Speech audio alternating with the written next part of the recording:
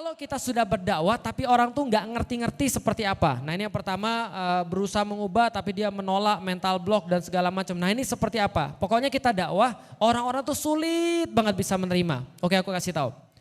Rasulullah Shallallahu Alaihi Wasallam umur berapa jadi nabi dan rasul? 40 tahun. Sebelum jadi nabi dan rasul, apa yang dilakukan oleh Rasulullah sehingga dia bisa dipercaya jadi nabi dan rasul? Ada yang tahu? Oke. Nama lain Rasulullah Muhammad yang paling terkenal apa? Al-Amin. Tahu arti Al-Amin? Yang terpercaya. Kuncinya adalah trust. Kuncinya adalah apa? Trust. Orang trust, orang percaya, ngomong salah aja orang ikut. Paham sampai di sini? Kalau dia sudah percaya, tapi kalau orang belum percaya, dia buat baik aja jadi fitnah. Makanya meraih kepercayaan itu penting, karena percaya itu sebelum segala-galanya. Dalam bahasa agama, trust namanya adalah akidah. Trust namanya apa? Akidah. Maka Rasulullah sebelum berdakwah, sebelum 40 tahun, beliau 40 tahun bangun trust. Bangun apa? Trust. Gak mungkin Muhammad bohong. Maka ketika Nabi Muhammad ngasih Islam, kebanyakan orang percaya, ada yang percaya, kebanyakan menolak. Mereka menolak bukan karena gak tahu Muhammad, tapi mereka menolak karena takut mereka kekuasaannya hilang. Takut duitnya habis, takut gak dihormati lagi, paham? Nah itu mereka nolak, tapi semua sepakat Muhammad gak mungkin bohong. Mereka semua senang dengan Rasulullah Muhammad. Maka saran saya kepada para pendakwah, termasuk ibu-ibu sekalian, pasti pendakwah di sini lebih penting menjadi teman terlebih dahulu daripada menjadi pendakwah dulu. Paham maksud saya? Contoh, kalau saya lagi baik sama istri ini orang paling dekat ya, betul? Kalau aku lagi baik sama istri, dalam keadaan yang enak, dia barusan masak masakan yang enak, baru melayani, baru kemudian memberikan kebaikan, nemenin jalan-jalan, dia mau ngomong apapun, aku dalam keadaan percaya. Abi besok-besok jangan kayak gini dong, Abi besok-besok lebih baik kayak gini dong, aku terima. Karena aku dalam keadaan trust, dalam keadaan percaya, nyaman kalau bahasa kerennya mah. Nyaman sama dia, tapi begitu aku lagi gak percaya, begitu aku lagi gak trust, begitu aku lagi punya masalah sama dia, paham sampai di sini? Maka ketika dia keluar dalil, aku bilang gitu tadi yang kayak kemarin, aku gak perlu mama dedeh di sini, paham? Paham ya? Karena kalau aku lagi gak trust, dia mau ngomong apa aja gue akan terima. Walaupun itu ayat Al-Quran, aku gak mau terima. Kenapa? Karena tidak trust. Maka para nabi itu dipilih oleh Allah manusia yang paling baik, karena semua orang senang sama dia. Semua nabi itu semua orang senang sama dia sebelum dapat wahyu. Paham ya? Nah berarti ketika manusia semua senang sama Nabi Muhammad dan begitu dapat wahyu jadi dibenci, kita tahu mereka benci nabi bukan karena orangnya, tapi benci nabi karena risalahnya. Paham sampai di sini? Oke, pastikan sebelum Anda berdakwah semua orang suka sama Anda. Jangan sampai yang mereka nggak suka tuh Andanya. Sampai mereka ngomong gini, aku tuh tahu Islam tuh baik, senang aku dengan Islam. Yang nggak senang tuh Felix. Paham ya? Kenapa nggak suka Felix? Iya yang dia omong tuh benar, cuma dia tuh ya nggak bayar utang. Cuma dia tuh judes. Paham ya? Jadi jangan sampai orang nggak senang kitanya, tapi senang Islamnya, itu ada yang salah. Yang benar orang gak senang Islamnya tapi orang senang kita, itu benar. Karena Rasulullah juga begitu. Berarti apa kuncinya? Trust. Oke, apa yang membuat orang trust sama kita? Catat di kepala baik-baik. Orang baru trust sama kita kalau punya track record, rekam jejak. Tahu rekam jejak? Rekam jejak tuh gak setahun, gak 2 tahun, kadang-kadang lama. Ibu itu ya pokoknya kalau aku ketemu dia pasti kasih aku hadiah. Nah, ini rekam jejak. Berarti ketika ketemu dengan kita, pokoknya ibu ini baik. Kok kamu bisa bilang ibu ini baik? Pokoknya baik, aku nggak tahu. Aku sudah lama ketemu dia baik. Itu pertama. Orang trust karena rekam jejak. Yang kedua, orang trust karena punya skill. Punya apa? Skill. Contoh, Contoh, Ustadz Adi Hidayat ngasih materi tentang bagaimana cara menghafal Al-Quran. Dengan Felix Xiao ngasih materi tentang bagaimana menghafal Al-Quran. Anda lebih percaya mana? Oh iya, bagus. Itu namanya skill. Paham ya? Aku skillnya bukan di situ. Karena itulah ketika beliau ngomong pasti lebih terpercaya daripada aku yang ngomong. Paham sampai di sini? Yang kedua adalah apa? Skill. Yang ketiga adalah, ya ini agak-agak sedikit objektif. Tapi orang Indonesia masih suka tampilan. Fisik. Ya aku bilang memang non fisik lebih penting. Tapi kadang-kadang orang Indonesia masih apa? Fisik. Maka fisik yang bagus itu juga dipercaya sama orang. Oke, berarti yang pertama fisik, yang kedua apa tadi? Skill, yang ketiga apa tadi? Tampilan, yang ketiga bukan, yang ketiga apa tadi? Hah? Oke, yang ketiga adalah, kok aku jadi lupa ya? Rekam jejak, track record, jelas ya? Maka kalau kita sudah menguasai tiga ini, kita pasti dipercaya sama orang. Gampangnya gimana? Gampangnya jadilah orang baik. Kalau kita jadi orang baik, maka kita akan dipercaya sama orang. Kalau kita nggak baik, dia nggak percaya sama kita. Tapi hanya saja sebaik Rasul saja masih ditolak kok. Jadi kalau Anda sudah berusaha baik banget, sudah skillnya bagus, sudah cara penyampainya bagus, sudah rekam jejaknya bagus, sudah ngajak dia makan dulu sebelum nasihatin dia dan segala macamnya, masih ditolak juga, nggak apa-apa, namanya pahala. Gimana cara memperkuat kita? Ada satu kisah tentang Ashabus Sabt di dalam Al-Quran. Ashabul Sabti namanya. Orang-orang yang hari Sabtu, emang mereka ngapain Ustadz? Jadi dulu Allah pernah bilang pada manusia, Yahudi, wahai Yahudi, kalian boleh bekerja semua hari kecuali Sabtu jangan kerja. Fokus ibadah kepada saya. Hari apa? Sabtu. Hari Sabtu hari keberapa? Hari ke-6 atau hari ke-7? Oke. Senin hari kedua. Karena Ahad hari pertama.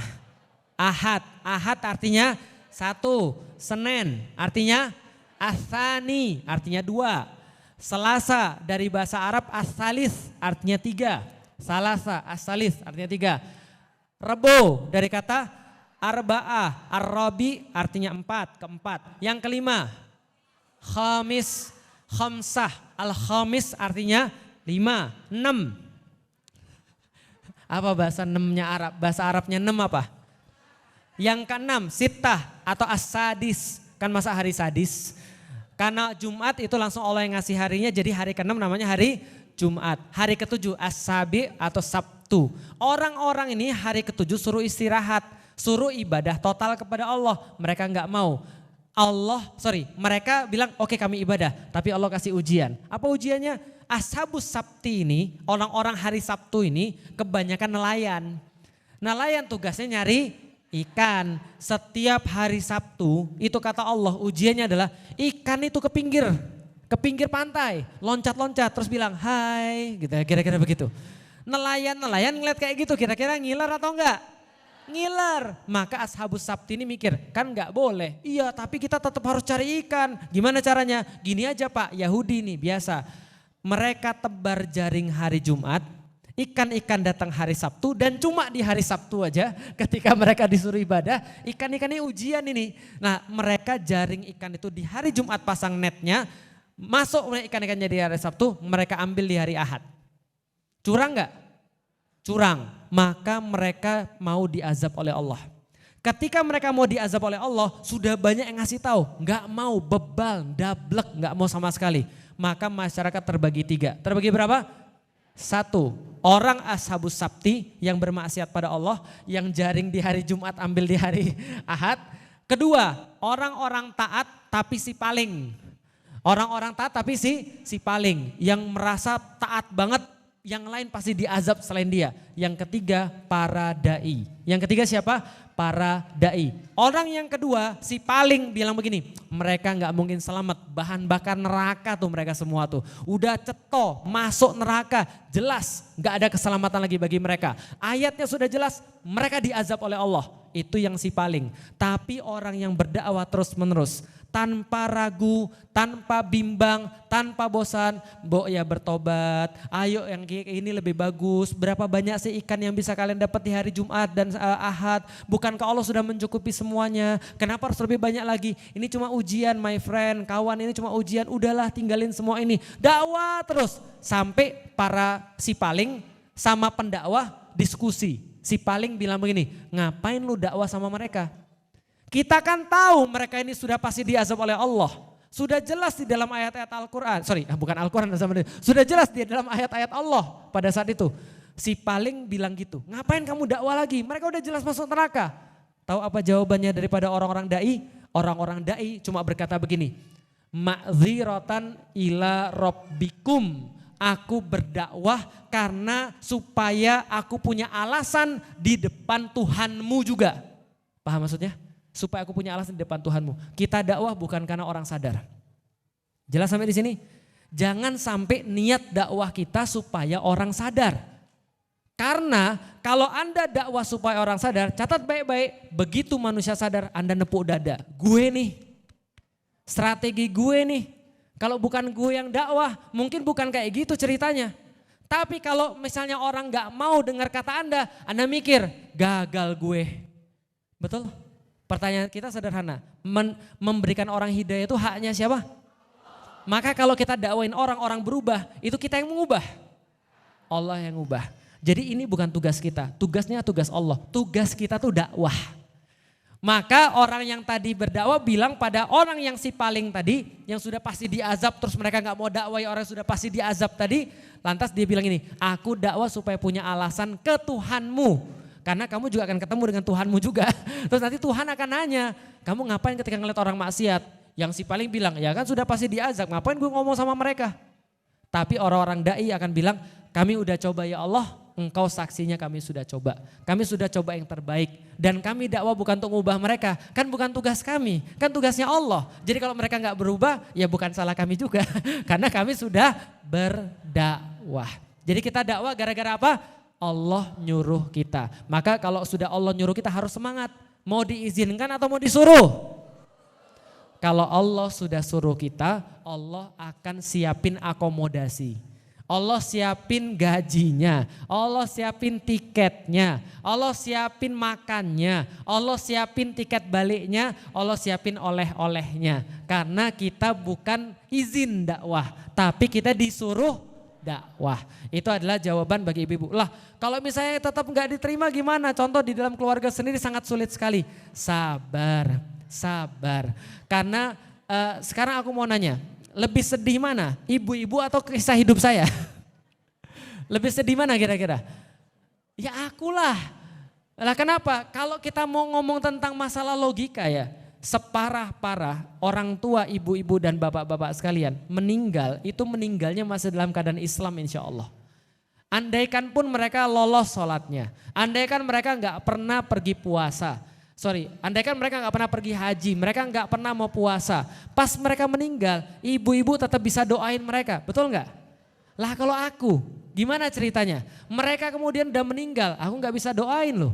Kalaupun aku doain Allah gak akan terima. Artinya adalah apa? Bersyukur kita masih punya orang tua muslim. Rasulullah juga sama. Andaikan keberhasilan dakwah Rasulullah itu ditentukan oleh orang tuanya yang masuk kepada Islam, maka Rasul gagal. Karena orang yang paling dekat sama beliau Abu Thalib tidak masuk Islam. Artinya kita jangan ngukur bahwa itu kegagalan dan keberhasilan kita. Karena ingat tidak pernah Allah membebankan kita untuk bisa nunjuki orang. Untuk bisa ngasih hidayah ke orang. Untuk bisa buat orang baik. Sehingga kita tidak perlu merasa gagal kalau orang gak mau dengar kita. Dan kalau berhasil pun jangan menepuk dada. Hanya memuji kepada Allah. Cuma tentu kita akan berusaha sebaik-baiknya. Gimana cara yang paling baik? Aku punya grup misalnya, grup keluarga kebanyakan bukan muslim. Lalu bagaimana aku bisa tampilkan? Cuma kata-kata yang baik. Kalau seandainya ada sesuatu yang lahir di antara mereka, aku ucapin selamat. Ada yang nikah, aku berusaha untuk hadir. Sehingga mereka lihat, oh muslim tuh gak semengerikan yang kita duga ya. Felix dibilangin ekstremis, ternyata aku tahu kok dia keluargaku. Ternyata dia gak se-ekstrim yang di TV-TV kok. Maka aku berusaha untuk ngasih mereka. Suatu waktu ada yang nanya, Lik Islam tuh gimana sih? Aku coba kasih yang terbaik. Jadilah temen dulu sebelum pendakwah. Karena kalau kita sudah jadi teman, dia percaya sama kita, insya Allah kita bisa masukin yang lebih banyak dan lebih baik. Bisa difahami teman-teman sekalian? Jadi artinya bersabar. Doain mereka kepada Allah. Lalu kemudian sebut nama mereka kepada Allah. Ada ulama yang mengatakan sudah termasuk kemaksiatan. Ketika ba'da sholat, seorang anak tidak menyebut nama orang tuanya dalam sholatnya. Termasuk mendoakan agar orang tuanya dapat hidayah. Jadi artinya itu penting sekali di dalam tradisi para ulama untuk mendoakan orang tua. Baik orang tua yang soleh, apalagi yang belum soleh. Itu adalah jawabannya. Silakan kalau ada yang mau tambahan pertanyaan, kita masih punya waktu.